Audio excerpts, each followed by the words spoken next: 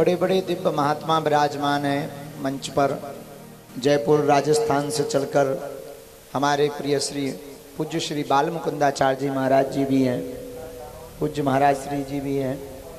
यहाँ भी सब दिव्य संत विराजमान हैं। परम पूज्य श्री अर्पितदास जी महाराज जी भी विराजमान हैं। मंच के ही मध्य में जब मीनाक्षी बहन बोल रही थी तब उस वक्त हमारे बड़े ही आत्मीय, जिनके प्रति हमारी तो अपार निष्ठा भी है और श्रद्धा भी है, ऐसे परम पूज्य श्री कलकी धाम वाले पूज्य श्री महाराज जी आचार्य प्रमोद कृष्णम जी महाराज जी अपनी निवाड़ी में आए हुए हैं। तो जोरदार ताली बजा करके आपका स्वागत करो और सीताराम कहो सब लोग। 1000 किलोमीटर की यात्रा करके आए हैं, तो हम अपनी आज की विराम की चर्चा बाद में रखेंगे। महाराज जी का आशीर्वचन ले लें। आप जहां विराजते हैं वहां एक स्थान बना रहे, उसका नाम है कलकी धाम। क्या? कलकी धाम। कलकी समझते ना? भगवान का इस कलयुग में जो अवतार होना है वो कलकी भगवान के ही रूप में होना है। बड़ा विशाल भव्य मंदिर के लिए शिलान्यास हो गया है।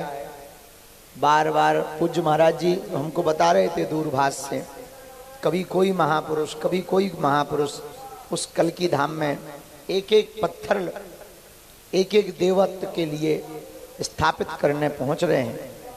हमने भी महाराज जी को कहा और आज हम पुनः दोहरा दें, इसके पहले महाराज जी हमें डांटें तो हम दोहरा दें कि फरवरी के महीने में हम महाराज जी के यहाँ पर वहाँ पर जाकर के एक शिला को स्थापित करेंगे।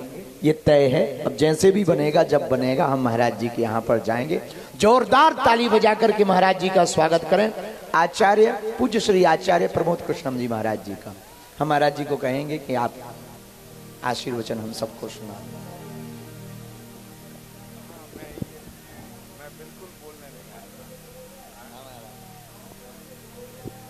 सभी हाथ खड़े करके एक बार बोलो, बागेश्वर सरकार की जय।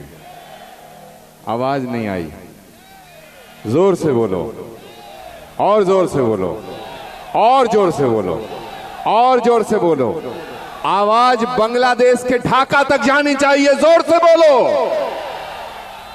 भारत माता की, सत्य सनातन धर्म की, शिकल की धाम की, बागेश्वर धाम की, और महाराज श्री के चरणों में पड़े हुए इन छालों की। मैं वहां से आया हूं जहां भगवान आएगा, और वहां आया हूं जहां भगवान आ चुका है।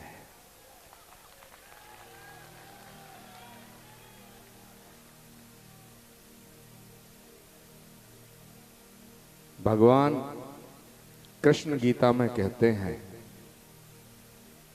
कि जब जब अधर्म बढ़ता है, धर्म घटता है, तब तब परित्राणाय साधूनाम विनाशाय च दुष्कृताम धर्म संस्थापनार्थाय संभवामि युगे युगे।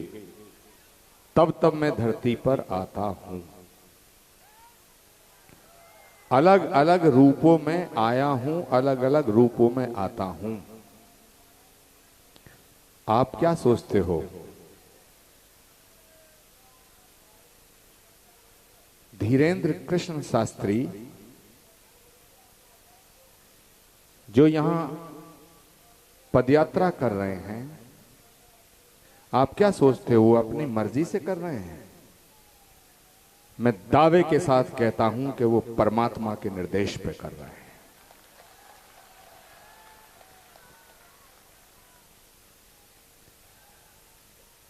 पूरी दुनिया का इतिहास साक्षी है। एक युवा सन्यासी शिकागो की धरती पे जब बोलने को खड़ा हुआ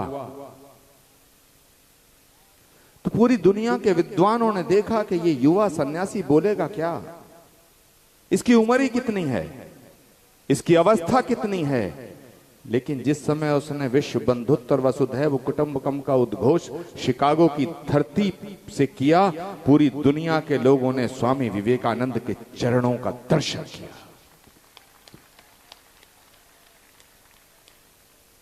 मैं आज इस मंच से कहना चाहता हूं कि उस दौर में भी कुछ अकल के अंधे थे जिन्हें स्वामी विवेकानंद में भगवान का दर्शन नहीं हो रहा था, और कुछ आज भी लोग अकल के अंधे हैं जिनमें धीरेन्द्र शास्त्री में भगवान का दर्शन नहीं कर रहे हैं। और सुनो, भगवान कभी नहीं कहता कि वो भगवान है। तुम्हारी श्रद्धा, तुम्हारी आस्था और सनातन का तो सिद्धांत है, इतिहास साक्षी है। जब तुम्हारी श्रद्धा कमजोर होती है, जब तुम्हारी आस्था कमजोर होती है, तो भगवान सामने होता तुम्हें पत्थर नजर आता है, और जब तुम्हारी आस्था हिमालय की तरह मजबूत होती है तो तुम्हें पत्थर में भी भगवान नजर आता है। इतिहास साक्षी है। पूरी दुनिया के 3 इतिहास, ancient history, medieval history, modern history, तीनों गवाह हैं। राम में शबरी को भगवान नजर आया, जटायु को भगवान नजर आया, ऋषि मुनि महात्माओं को भगवान नजर आया, लेकिन राक्षसों को भगवान नजर नहीं आया। योगीराज भगवान कृष्ण जब दुर्योधन के दरबार में होते हैं तो विदुर को भगवान नजर आता है, भीष्म पितामह को भगवान नजर आता है, लेकिन दुशासन और दुर्योधन को और शकुनी को भगवान नजर नहीं आता है। सवाल आपकी श्रद्धा का है। मैं आपकी श्रद्धा बागेश्वर धाम के प्रति, जो आपकी श्रद्धा है, जो आपकी आस्था है, मैं ईश्वर को साक्षी रख के उसे प्रणाम करता हूं, उसको नमन करता हूं, उसको नमन करता हूं। जहां तक सवाल है, अश्वनी उपाध्याय कह रहे थे कि जब सनातन की बात होती है तो पूर्व गृह मंत्री ने विरोध किया, पूर्व रक्षा मंत्री ने विरोध किया, पूर्व कानून मंत्री ने विरोध किया। अरे भैया, इसीलिए तो उनके आगे पूर्व लग गया।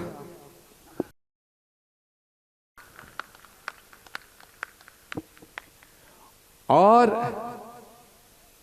आप गलत फहमी में मत रहना।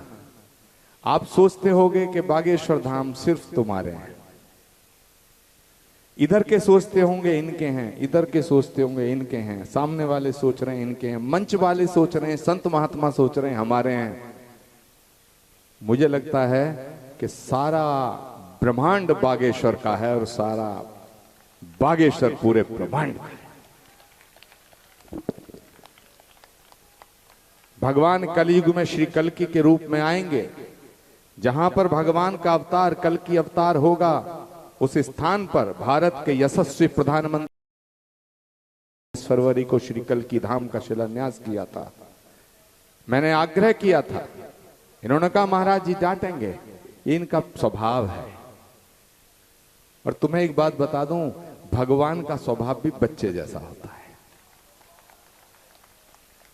मैं हजारों किलोमीटर चल के इसलिए नहीं आया था कि मैं यहाँ प्रवचन दूंगा, आशीर्वचन दूंगा, भाषण दूंगा।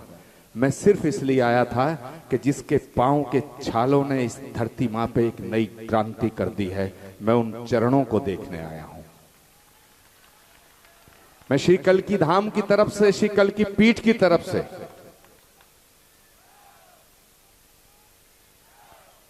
श्री कल्कि धाम की तरफ से, श्री कल्कि पीठ की तरफ से मैं पूरा समर्थन और सहयोग देने का वचन देता हूं।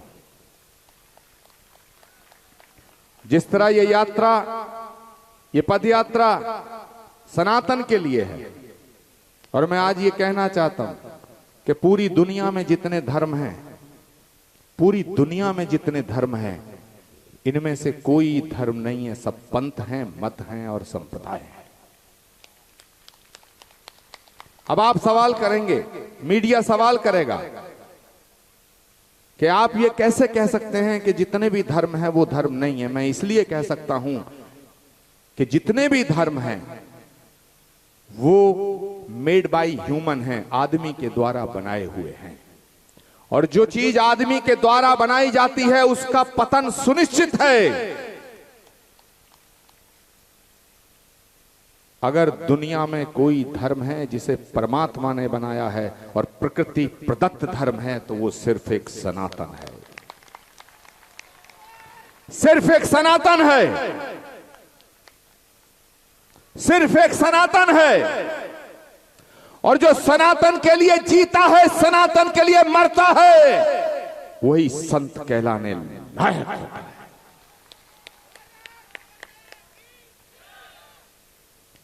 दूसरी बात कह के अपनी वाणी को विराम दूंगा। भारत के संविधान का जिक्र हुआ और जिम्मेदारी से कह रहा हूं, क्योंकि मुझे मालूम है कि कल शाम तक देश की मीडिया मुझसे सवाल करेगी। मैं पूरी जिम्मेदारी से कह रहा हूं, आप खुद सोचना घर जा करके कि अगर किसी व्यक्ति का कोई धर्म ना हो, इधर वाले भी सोचें, इधर वाले भी, इधर वाले भी, किसी व्यक्ति का कोई धर्म ना हो,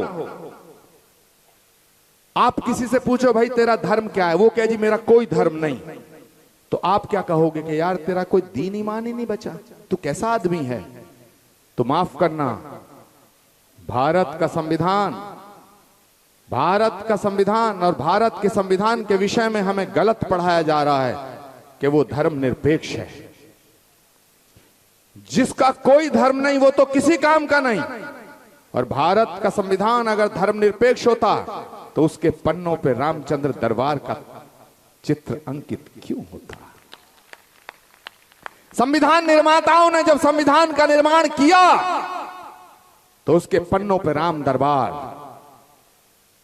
इसका मतलब है कि भारत का संविधान धर्मनिरपेक्ष नहीं, धर्म सापेक्ष है, धर्म सापेक्ष है। हमें यह गलत पढ़ाया जा रहा है। दूसरी बात कह के अपनी वाणी को विराम दूंगा कि कुछ लोग सोचते हैं कि सनातन और भारत अलग है। माफ करना, सनातन के बिना भारत नहीं है और भारत के बिना सनातन नहीं है।